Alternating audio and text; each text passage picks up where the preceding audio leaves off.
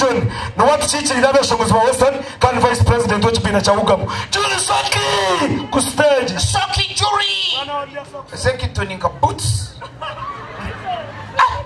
nkabana n'umujwara basi. Hey, hallelujah! Mwebare kutukunda nkabeshongozi mwebare kwazira Lilian Nabasa tubakunda abategereza rahanga tuba disappointed.